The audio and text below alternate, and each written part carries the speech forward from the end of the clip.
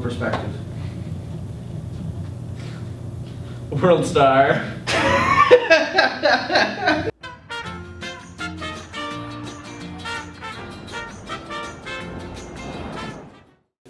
An intense election for the State House of Representatives in Mississippi concluded with two candidates drawing straws to determine the winner.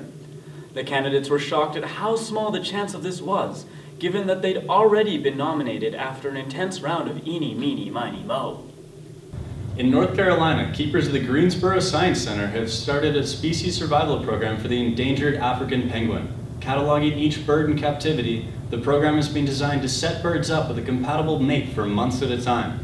The program has seen some success, but critics of the program believe that the birds are only mating after time passes due to Flockholm syndrome. Princeton University has officially ceased from using the title of master when referring to certain leadership positions around campus. Students have petitioned the university to make the move, citing the term as anachronistic and historically vexed. Suggestions for the title's replacement have been opened up to students. One of such suggestions was Grand Wizard, posed by a student group known as Keeping Knowledge Kind. The University of Ottawa Students' Union has barred a yoga instructor from teaching on campus grounds, believing that by doing so, she is culturally appropriating the exercise from Indian culture. Unrelated, but the word Ottawa means to trade in Algonquin.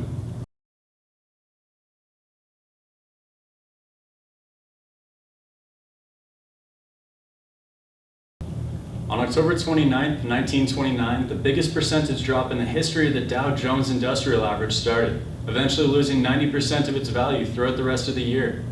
In the wake of this crash, the Great Depression began. To commemorate this day, stores all across North America offer massive bargains on their inventories. In recent years, the day has been plagued by fighting shoppers, vandalism, and general dickishness. Mox News' own Dani Veale joins us here in the studio. Thanks for coming in, Dani. Thanks, Reese. Let's just get into it. Dani, you seem a little frustrated. Well, I've been watching Black Friday footage for like 2 weeks now. Kind of a bummer, really. But hey, 'tis the season, right? 'Tis the season. Sounds a bit dark given the subject matter. Well, yeah, but... Okay, think of it this way. Christmas is to Black Friday as Thanksgiving is to drunken, bigoted uncles.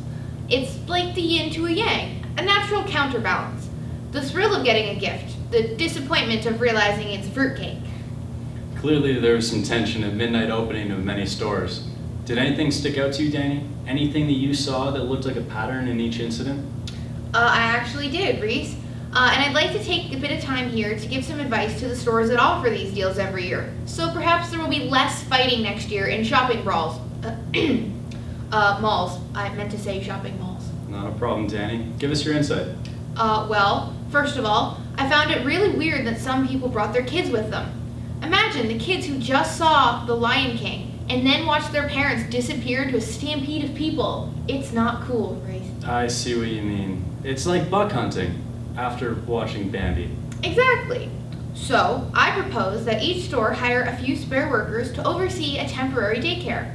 But if the store is looking to make real money, they can leave a few child products in the area for kids to scramble over. Physically, the odds are even. I can't think of a more fair way to decide who gets the new Fight Me Elmo. I would not fight that thing. Well, it's a kid's toy, so you're probably too old to anyways. Another thought that I had, have you seen any of the ads for the Hunger Game films? Oh boy. I love the enthusiasm, but don't get ahead of me here. In the movie, some of the contestants can be given care packages by willing sponsors. Just some stuff you find at the cash register anyways. With some recent advances in drone technology, we could drop all sorts of goodies into the fray. Red Bulls, little bandages, maybe even one of those Archie magazines. Something to help reminisce a time where most goods were too heavy to carry for the child you just yanked them from.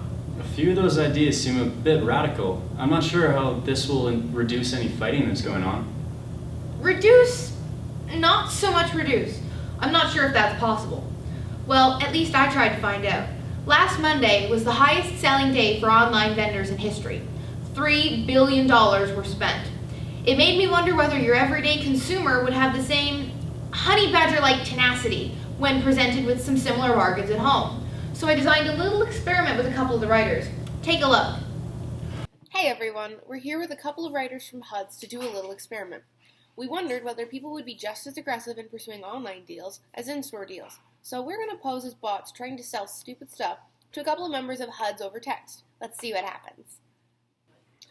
So to start off our little experiment, we've decided to text HUD's producer Mark Heaney, and we have sent him this.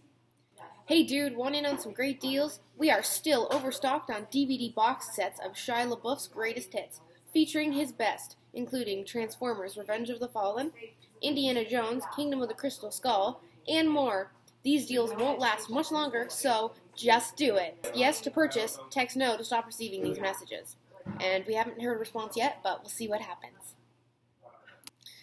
And now we're sending a message to our light and sound expertise, Nick Hood, and the one we have sent him is, Hark, love coffee and Christ? We've got the deal for you. Black Friday's surplus savings can offer you a limited time offer.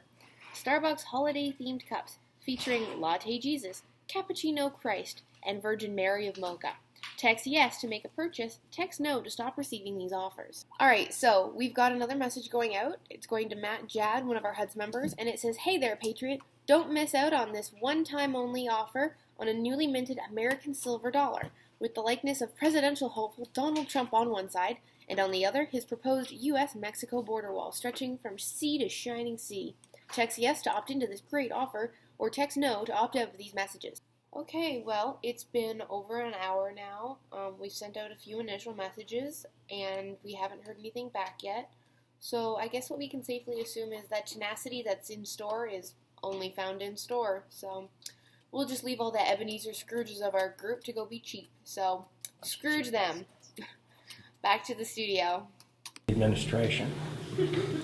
You're on this. Forgot to do the oi oi oi.